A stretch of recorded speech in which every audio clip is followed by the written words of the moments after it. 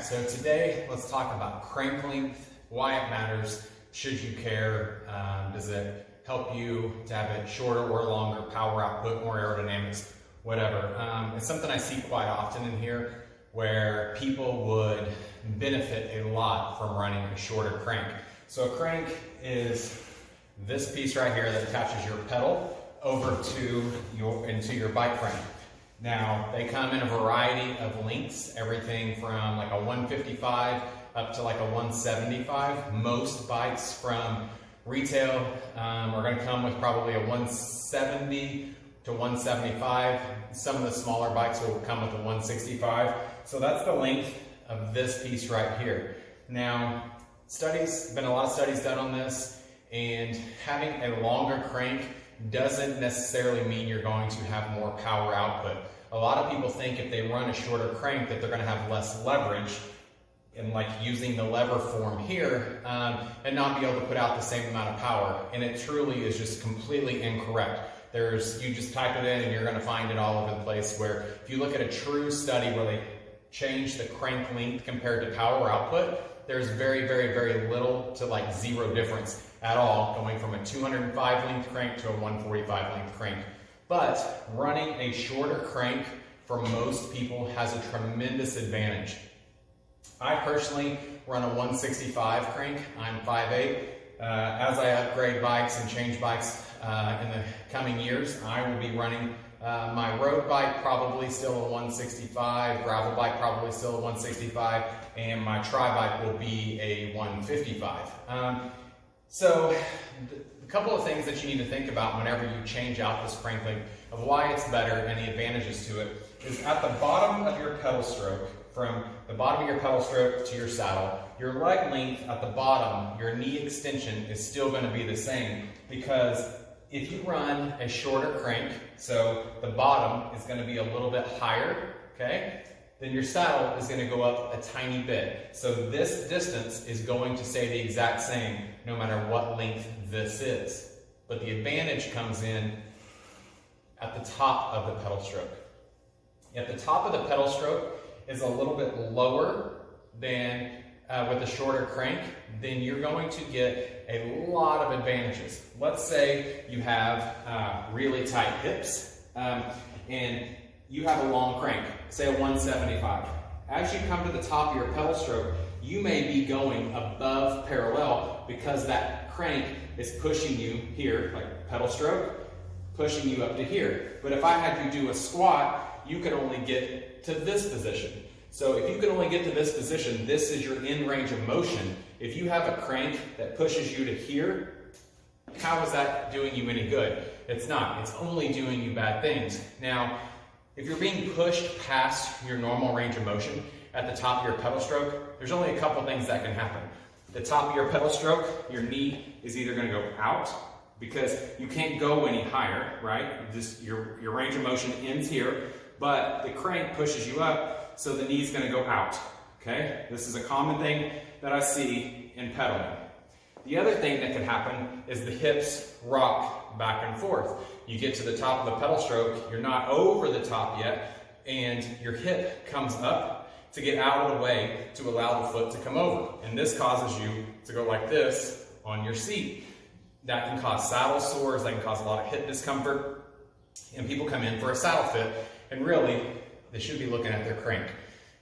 The advantages of running a shorter crank is you can kind of think about it is actually pushing a little bit more power. If I had you do a squat and you went all the way down to here, this part to this part is the hardest, right?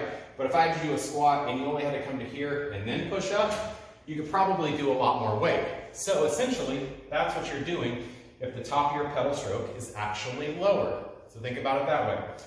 The other piece of it is at the top of your pedal stroke, if you don't have that range of motion in your hips naturally, if the top is a little bit lower, so the top of my pedal stroke is here instead of here, these muscles are not going to be pushed past their in range of motion naturally.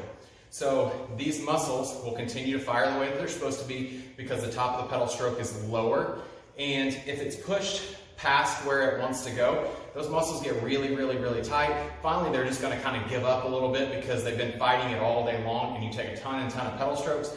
There's a lot of blood vessels, a lot of nerves and stuff that run through your hip, run through your glute. If these muscles are stretched over and over and over again, and they're super, super, super tight, guess what? Something's going to happen, up or down.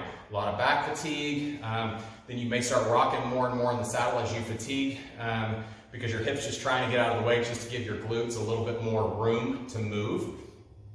And the other great advantage to running a shorter crank is let's look at this. This is our leg, right? Our hip and our upper body. If I can go up on the saddle, I can go lower on the front end and maintain a good hip position. So if I'm here, okay, this is my position, especially on a tri-bike. Let's just say I'm here and the top of my pedal stroke is here. I can only go so far down on the front end. So if I'm here, my upper body is here, okay, this is the top of my pedal stroke, you can see what my hip angle looks like. Now, if I try to go lower, this gets really closed off. But if my top of my pedal stroke is here, now I can go lower and this stays a whole lot more open. So if you're a triathlete or a crit racer, something where being aero is a major advantage, being able to go lower in the front end and maintain an open hip angle will not only give you more power, but more aerodynamics. It's a double win. I haven't seen a disadvantage of running shorter cranks.